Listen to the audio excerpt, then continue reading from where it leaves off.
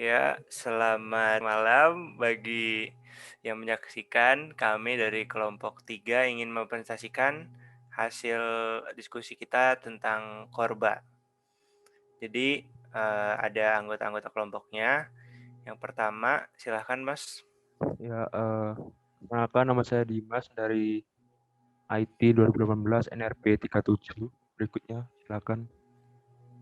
Ya, saya sendiri Syahis, NRP 003 angkatan 2019. Perkenalkan saya Brandito Manuel, NRP 021 dari Angkatan 19. Perkenalkan nama saya Tata, NRP 045, Angkatan 19. Oke, bisa di next. Ya, jadi yang pertama itu apa sih korba atau CORBA? Oke, jadi korba itu sendiri menurut kepanjangannya adalah Common Object Request Broker Architecture, yaitu merupakan standar yang dibuat oleh Object Management Group. Nah, grup ini tuh dianggotai oleh salah satu pelopor-pelopor komputer pada masanya gitu, seperti IBM dan lain-lain. Nah, jadi si korba ini dirancang sedemikian rupa sehingga terbentuk sebuah sistem yang dapat berkomunikasi di antara infrastruktur, bahasa pemrograman, dan bahkan sistem komputer yang berbeda gitu. Nah, perbedaannya ini bisa dijembatani oleh paradigma objek terdistribusi. Nah, oke, lanjut. Nah, lalu tujuan dibentuknya ini yaitu seperti yang sudah saya sebutkan tadi, tambahannya adalah melakukan otomasi tugas-tugas yang umum dalam pemrograman jaringan, seperti object registration, allocation, dan activation, framing dan error handling, parameter marshalling dan unmarshalling, lalu ada operation dispatching. Jadi otomasi ini bisa dihandle oleh sebuah software perantara yang disebut ORB atau Object Request Broker. Jadi di dalam sebuah sistem berbeda kan korban ini untuk menghubungkan beberapa sistem gitu. Nah, yang menjembatani antara sistem satu dan lainnya itu adalah ada software perantara yang bernama Object Request Broker atau disebut ORB. Oke, lanjut. Nah, ini jadi bisa dilihat pada pertama kali rilisnya itu si korba ini pada bulan Oktober 1991. Ini untuk versi itu versi 1.0, di mana highlight dari versi pertama tersebut adalah menggunakan metode C-mapping. Lalu yang kedua ada versi 1.1 pada bulan Februari 1992 tahun berikutnya itu highlight-nya ada interoperability dan menggunakan C++ mapping. Nah, lalu selanjutnya versi 1.2 pada Desember 1993 mungkin highlight-nya ini tidak terlalu mencolok gitu, hanya minor update aja. Ini paling di version patching dan lain-lain. Lalu untuk version selanjutnya ada version 2.0 pada Agustus tahun 96. Ini ada major update dari standarnya. Lalu ada juga namanya istilah Korba 2. Nah, 2.1 ini tahun 97, Agustus 97, tepat 1 tahun selanjutnya. Tidak ada highlight yang terlalu mencolok. Lalu 2.2 tahun Februari 98 ada Java mapping gitu. Lalu untuk versi-versi selanjutnya ini ada di sini dari versi 2.3 pada Juni 99, 2.4 Agustus 2000, 2.5 September 2001, dan 2.6 Desember 2001. Lalu selanjutnya. Nah, selanjutnya versi 3.0 pada bulan Juli 2002 ini ada major update yang kedua di dalam standar Korba ini yang namanya itu Korba 3 dan juga Korba komponen model atau CCM. Nah, untuk versi selanjutnya 3.0.1 sampai 3.0.3 ini sampai 3.1 ini tidak ada highlight yang perlu dibahas juga. Mungkin untuk selanjutnya ada 3.1.1 ini Agustus 2011. Dia itu si Korba mengadopsi ISO/IEC 19500. Nah, Lalu untuk 3.2 bulan November tahun 2011, lalu 3.3 bulan November tahun 2012, dia juga mengimplementasikan atau melakukan tambahan ZIOP, lalu 3.0 bulan Juli tahun 2002 itu ada sebenarnya ini ada kesalahan ketik ya. Kayak 3.0 ini balik lagi ke awal gitu. Sepertinya 3.3 udah paling yang terakhir. Ya, izin melanjutkan. Jadi berikutnya itu ada apa aja sih komponen di dalam Korba. Gitu. Next. Nah, di sini tuh komponen utama dalam Korba itu ada 5. Yang pertama itu ORB atau Object Request Broker, yang kedua IDL, Interface Definition Language, dan yang ketiga itu DII, itu Dynamic Invocation Interface. Nah, dan yang keempat itu IR, Interface Repositories, dan yang terakhir OA itu Object Abductor. Nah, untuk cara kerja ORB itu yang pertama ketika suatu objek atau komponen ingin menggunakan jasa orang lain, objek atau komponen. Pertama kali mendapatkan referensi untuk objek yang menyediakan layanan. Lalu ORB menempatkan implementasi objek yang sesuai, yaitu server atas nama klien. Lalu yang ketiga, saat server berada, ORB memastikan bahwa server siap menerima permintaan. ORB di sisi klien menerima parameter dari metode fungsi yang dipanggil dan mengatur parameter ke jaringan. Dan ORB di sisi server membatalkan parameter dan mengirimkan mereka ke objek server. Lalu yang terakhir, nilai kembali disusun dan tidak diatur di server. Di sisi server dan sisi klien masing-masing dengan cara yang serupa. Nah, berikut adalah langkah aplikasi berkomunikasi dengan ORB. Dapat diperhatikan pada gambar di samping, itu ada 3 langkah untuk aplikasi berkomunikasi dengan ORB. Yang pertama, komunikasi klien dengan server antara ORB dengan ORB dilakukan dengan menggunakan network dan ORB locate server. Lalu langkah yang kedua, komunikasi klien dengan server antara ORB Marshall parameter dengan ORB unmarshall parameter menggunakan network, dan langkah yang terakhir, komunikasi antara server dengan klien antara ORB Marshall return menggunakan network. Berikutnya ada IDL atau Interface Definition Language. IDL adalah bahasa spesifikasi yang digunakan untuk menggambarkan antarmuka pemrograman aplikasi atau API komponen perangkat lunak. IDL mendeskripsikan antarmuka dengan cara yang tidak bergantung pada bahasa, memungkinkan komunikasi antara komponen perangkat lunak yang tidak menggunakan satu bahasa, misalnya antara yang ditulis dalam C++ dan yang ditulis dalam Java. IDL biasanya digunakan dalam perangkat lunak panggilan prosedur jarak jauh. Dalam kasus ini, mesin di kedua ujung tautan mungkin menggunakan sistem operasi dan bahasa komputer yang berbeda. IDL menawarkan jembatan antara dua sistem yang berbeda. Lalu sistem perangkat lunak berdasarkan IDL termasuk RPC, PNC Sun, lingkungan komputasi terdistribusi grup terbuka, model objek sistem IBM, Korba Group Management Object yang mengimplementasikan OMG IDL berdasarkan DCI atau RPC, dan distribusi data layanan XP-Com Mozilla, Microsoft RPC, Microsoft yang berevolusi menjadi SOM dan DSOM, hemat Facebook dan WSDL untuk layanan web. Berikutnya ada DII atau Dynamic Invocation Interface. DII adalah API yang memungkinkan konstruksi dinamis pemanggilan objek Korba. Ini digunakan pada waktu kompilasi ketika klien tidak memiliki pengetahuan tentang objek yang ingin dipanggil. Dengan antarmuka ini, daftar argumen diatur, fungsi dinamai, dan permintaan layanan dikirim ke server objek. DII biasanya akan memiliki mode asinkron. Jenis aplikasi berikut akan memerlukan atau mendapat manfaat dari DII, yaitu browser untuk layanan Korba, browser aplikasi, jembatan, pengonversi protokol, aplikasi yang mengakses sejumlah besar antarmuka berbeda, aplikasi pemantauan. Lalu DII juga menyediakan sinkron yang ditangguhkan. Permintaan sinkron yang ditangguhkan dikirim tanpa harus menunggu tanggapan.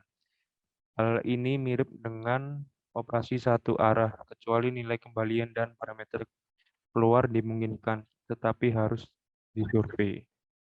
Nah, berikutnya ada IR, Interface Repository. IR ini adalah objek yang mengimplementasikan antarmuka korba. Repository ini adalah antarmuka korba standar yang IDL-nya diberikan di korba core IDL. Tujuan dari interface repository sendiri adalah untuk memelihara informasi tipe tentang file IDL. Setelah file IDL dikompilasi, definisinya dapat disimpan dalam interface repository dan dapat diambil dari jarak jauh oleh ORB lain. Semantik dari interface repository ditentukan dalam standar core Korba serta di sebagian besar buku bagus di Korba. Oleh karena itu,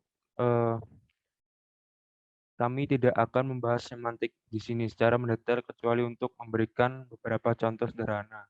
Tidak seperti kebanyakan ORB link secara alami dan mulus dapat mengakses beberapa interface repository. Setiap pemanggilan compiler IDL membuat interface repository baru yang bisa dinavigasi. Berikutnya dilanjut oleh Tata. Silakan. Saya akan melanjutkan, yaitu apa saja sih fitur-fitur yang ada di Korba. Nah, yang fitur-fitur dalam Korba itu yang pertama ada object by reference, yang kedua itu ada data by value, yang ketiga object by value atau OBF, yang keempat Korba komponen model atau CCM. Selanjutnya itu yang kelima ada portable interceptor, yang keenam ada for General Inter ORB Protocol atau GOP, yang ketujuh ada FMC ID, Vendor Minor Condes ID, yang ke-8 ada Korba Location atau disingkat dengan Korbalok. Nah, yang dibahas pertama adalah Object by Reference. Nah, ini diperoleh dari Universal Result Locator atau disebut juga di URL yang dirangkai. Nah, pencariannya itu melalui name service, yaitu mirip dengan domain name system atau DNS, dan diteruskan sebagai parameter pada metode selama pemanggilannya. Nah, di reference object atau object by reference ini adalah objek yang ringan yang cocok dengan antarmuka objek nyata, yaitu berupa jarak jauh atau lokalnya. Nah, metode panggilan pada hasil reference dalam panggilan berikutnya itu ke ORB dan pemblokir pada utas sambil menunggu balasannya berhasil ataukah gagal parameternya. Nah, parameter dari data yang dikembangkan jika ada, dan data pengecualian disusun secara internal atau ORB sesuai dengan bahasa lokal dan pemetaan sistem operasinya. Nah, selanjutnya itu ada data by value atau juga adalah merupakan bahasa definisi antarmuka Korba yang menyediakan definisi komunikasi antar objek yang netral, bahasa, dan sistem operasinya. Objek Korba diteruskan oleh referensi, sedangkan data itu dilakukan integer, double, struct, enums, dan lain-lain. Itu diteruskan oleh nilai. Nah, kombinasi dari objek by reference, kombinasi objek by reference dan data by value menyediakan cara untuk memaksakan pengetikan data yang hebat saat mengaplikasikan client dan servernya, namun tetap mempertahankan fleksibilitas yang melekat dalam ruang masalah Korba itu tersebut. Selanjutnya itu ada object by value atau disingkat dengan OBF. Nah, ini terlepas dari objek jarak jauhnya, Korba dan RMIOP, ini mendefinisikan konsep OBF dan value types-nya, tipe nilainya. Kode di dalam metode object value type dijalankan secara lokal secara default. Nah, jika OBF telah diterima dari sisi jarak jauhnya, kode yang diperlukan harus a priori yang diketahui oleh kedua sisi atau diunduh secara dinamis dari pengirimnya. Nah, untuk memungkinkan hal ini, catatan yang mendefinisikan OBF berisi basis kode yang merupakan daftar URL yang dipisahkan spasi tempat kode ini harus diunduh. OBF juga dapat memiliki metode jarak jauh. Nah, selanjutnya ada Korba komponen modal atau disingkat dengan CCM, adalah tambahan dari keluarga definisi Korba. Ini diperkenalkan di Korba 3 dan menjelaskan kerangka aplikasi standarnya. untuk komponen Korba tersebut, meskipun tidak bergantung pada Enterprise Java Beans atau disingkat EJB atau juga EJB yang bergantung pada bahasa. Ini adalah bentuk dari EJB yang lebih umum, yang menyediakan 4 jenis komponennya, bukan 2 yang ditentukan oleh EJB. Ini menyediakan abstrak entitas yang dapat menyediakan dan menerima layanan melalui antarmuka bernama yang didefinisikan dengan baik yang disebut dengan port. Nah, sisi M memiliki wadah komponen, tempat komponen perangkat lunak dapat digunakan.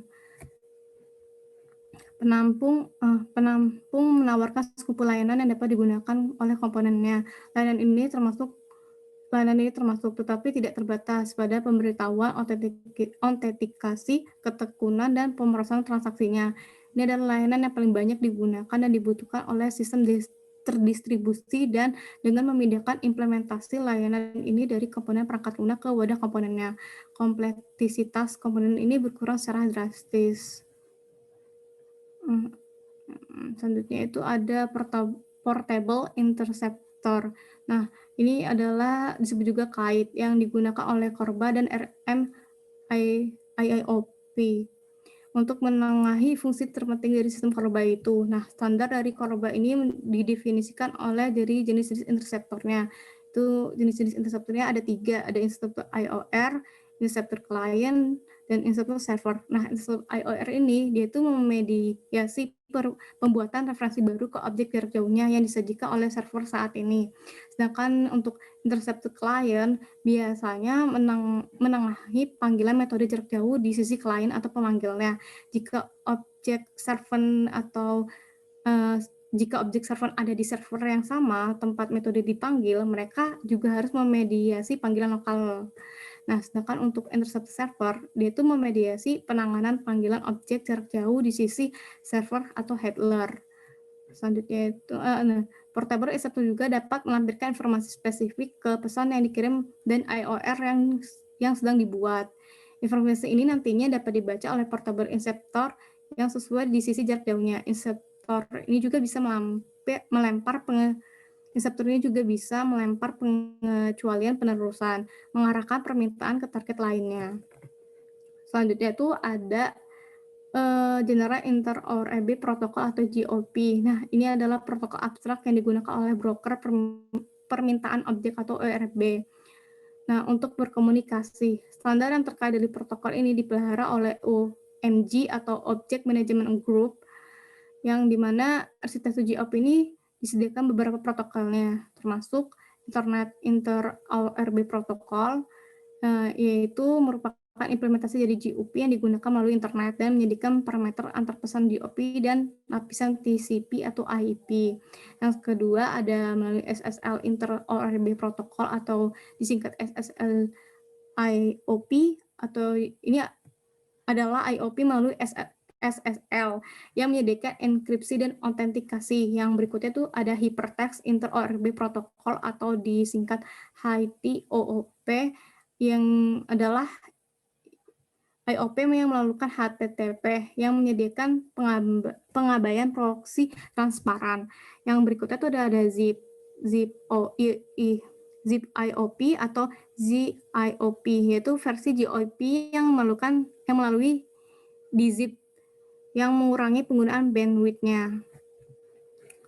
Selanjutnya itu ada VMC-ID, Vendor Minor Context ID. Nah, ini setiap pengecualian Korba standar menyatakan kode minor untuk menunjukkan subkategori pengecualian tersebut. Kode pengecualian minor adalah tipe Unsigned Long yang terdiri dari 20 bit. Vendor Minor Context ID atau FMC-ID yang menepati urutan tinggi yaitu 20 byte. Dan kode kecil yang tepat untuk menempati urutan terendah yaitu 12 bit. Selanjutnya ada Korba Location atau Korba Lock. Nah, lokasi dari Korba atau Korba Lock ini mengacu pada referensi objek yang dirangkai untuk objek Korba yang terlihat mirip dengan URL. Sedangkan yang kedua itu ada semua produk Korba harus mendukung 2 URL yang ditentukan oleh OMG atau Object Management Group. Nah, Korba Lock itu ada Corbalog dan Corbanem. Nah, tujuannya adalah untuk menyediakan cara yang dapat dibaca dan diedit manusia untuk menentukan lokasi tempat IOR dapat diperoleh. Nah, contoh dari Corbalog ini ada di bawah ini. Nah, produk Corba secara opsional dapat mendukung format HTTP, FTP, dan file. Semantiknya adalah bahwa mereka memberikan data tentang cara mengunduh IOR yang dirangkai, atau secara eksklusif mengunduh URL lain yang pada akhirnya akan memberikan IOR yang dirangkai. Beberapa ORB memberikan format tambahan yang merupakan hak milik dari ORB tersebut. Nah, selanjutnya akan dibacakan oleh teman saya tentang kelebihan dan kekurangan Corba. Baik, sama seperti sistem pada umumnya, ada juga kelebihan dan juga kekurangan. Dan pada kali ini saya akan memberitahukan mengenai apa saja sih kelebihan dan juga kekurangan yang ada di sistem Corba. Sama seperti sistem yang ada di dunia ini, sepertinya ada juga kelebihan dan juga kekurangan. Nah, pada kesempatan kali ini saya akan mulai membahas mengenai apa saja sih kelebihan dan juga kekurangan yang ada pada sistem Corba. Mungkin bisa next. Nah, pertama-tama di sini ada kelebihan Corba yang pertama itu independen dari bahasa pemrograman. Nah, sama seperti desain untuk Corba ini didesain agar bisa bebas dari limitasi bahasa pemrograman yang dipakai. Nah, dengan demikian kita tuh bisa menggunakan bahasa pemrograman apapun seperti mungkin C++, Python, Java, dan juga lain sebagainya untuk bisa kita gunakan untuk mendesain sebuah sistem antar bahasa pemrograman. Jadi di sini kita bisa bebas dari limitasi bahasa pemrograman. Kemudian yang kedua ada independen dari operating system. Hampir sama seperti bahasa pemrograman, di sini Corba juga didesain agar bisa bebas dari limitasi operating system. Jadi kita bisa gunakan mungkin dari OS-nya Linux, OS-nya Windows, dan juga OS-nya dari Apple. Nah, di sini adalah sebuah kelebihan dari Corba. Kemudian yang ketiga ada juga Corba itu bebas dari teknologi. Di sini tuh Corba memberikan sebuah lapangan netral bagi setiap developer yang ada untuk melakukan normalisasi tetap interface antara berbagai macam sistem, baik sistemnya itu adalah legacy atau sistem lama yang tidak digunakan lagi atau yang baru. Nah, dengan demikian itu tuh Corba itu tuh bisa memberikan kebebasan. Kita itu bisa pakai teknologi yang lama atau kita bisa gunakan teknologi yang paling baru supaya bisa menjadi satu sistem developing yang juga kohesif atau yang saling bersama satu sama lain, tidak ada batasannya. Kemudian yang keempat ada juga data typing. Di sini Corba memberikan pilihan yang sangat fleksibel bagi pemilihan juga input data dari semua data apapun. Jadi di sini itu kita bisa gunakan seperti integer, char, banyak sekali pilihan time, date, dan lain sebagainya tanpa ada pembatasan dari Corba. Cuma Corba itu harus melakukan pemasangan data secara erat. Ini tujuannya adalah untuk mengurangi human error. Mungkin berikutnya. Nah, di sini juga ada high tunability, yaitu banyak sekali implementasi seperti OpExpress yang menggunakan bahasa ADA, C++ dan juga Java, dan juga OmniOp, open source C++ dan juga Python yang memiliki opsi untuk dilakukan tuning. Tuning ini tuh bisa banyak banget mulai dari tuning thread dan juga mulai dari koneksi. Jadi di sini tuh Corba bisa dilakukan tuning disesuaikan dengan kebutuhan kita pada saat itu. Kemudian juga ada detail data transfer. Nah, saya lihat ada error yang terjadi saat melakukan data transfer antar satu bahasa pemrograman, antar satu operating system, atau antar satu teknologi dan lain sebagainya. Corba itu akan memberikan detail mengenai error yang terjadi. Nah, dengan demikian kita tuh bisa mempercepat dalam melakukan perbaikan dan juga maintenance. Kemudian ada juga compression. Di sini Corba itu melakukan pengaturan datanya dalam bentuk binary dan juga mendukung kompresi data. Nah, kompresi data ini tuh yang disebut dengan SIOP tadi, SIOP yang tadi sudah dijelaskan oleh teman saya. Kemudian, sama seperti sistem pada umumnya, selain kelebihan, Corba juga memiliki kekurangan. Yaitu yang pertama adalah tidak adanya standarisasi untuk melakukan deploy server. Nah, di sini itu developer harus membuat sebuah strategi dan juga mekanisme sendiri untuk bisa mengimplementasikan SIOP. Karena ya banyak sekali tidak ada batasan limitasi yang diberikan dari Corba untuk bahasa pemrograman dan juga developing sistemnya, sehingga Corba tidak melakukan ada standarisasi, sehingga para developer yang menggunakan Corba itu harus menggunakan strateginya sendiri untuk bisa mengimplementasi ORB. Kemudian tidak ada standarisasi untuk mengatur lifecycle karena ya developer harus mendefinisikan interface sendiri sesuai dengan implementasi objeknya, sama seperti di kekurangan yang pertama. Kemudian ada firewall unfriendly.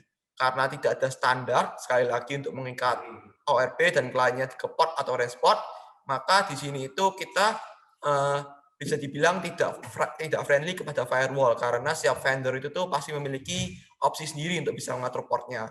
Mungkin di port di Windows dan juga port Linux itu berbeda. Jadi di sini tidak ada standar untuk bisa mengikat op itu harus masuk ke port yang mana. Kemudian ada juga rentan pembobolan. Di sini itu karena sistem objek terdistribusi, korban ini tuh lebih mudah diserang. Karena ya ada banyak sekali sistem yang banyak sekali komunikasi antara satu dengan yang lainnya. Dan karena banyaknya sekali komunikasi juga komponen yang digunakan, maka bisa menjadi peluang bagi para penjebol sistem. Ini tuh mungkin jika di dunia nyata bisa mungkin saat kita bekerja sama, kemudian ada banyak sekali orang-orang dari berbagai macam daerah, adatnya berbeda, bahasanya berbeda. Nah, di sana bisa terjadi miskomunikasi dan juga bisa terjadi pembobolan. Nah, di sini mungkin kekurangan korban yang ini bisa digambarkan seperti itu. Kemudian ada juga rentan penyadapan yang sama sebenarnya alasannya dengan rentan pembobolan. Dan kemudian ada juga limitasi functionless object. Nah, sistem korba yang umum, objek itu hanya bisa di-extend menggunakan sistem inheritance. Hal ini untuk memberikan peluang yang lebih besar untuk memberikan kebebasan teknologi. Karena menggunakan sistem inheritance ini tuh bisa memberikan kebebasan teknologi, bisa menggunakan yang lama maupun yang baru, tapi karena dia harus menginheritance atau mewarisi, maka dia fungsionalitasnya bisa terbatas. Kemudian tidak ada dukungan standar terbatas untuk pola pemrograman server dalam korba. Ini juga disebabkan karena banyak sekali tidak ada limitasi antara bahasa pemrograman dan juga developing system satu dengan yang lainnya, sehingga tidak adanya dukungan yang lengkap untuk satu pemrograman server. Karena ya banyak sekali bahasa-bahasa yang digunakan untuk pemrograman server.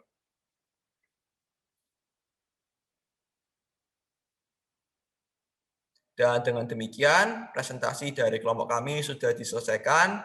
Terima kasih atas waktu dan juga perhatiannya. Semoga prestasi kami dari kelompok ini bisa berguna.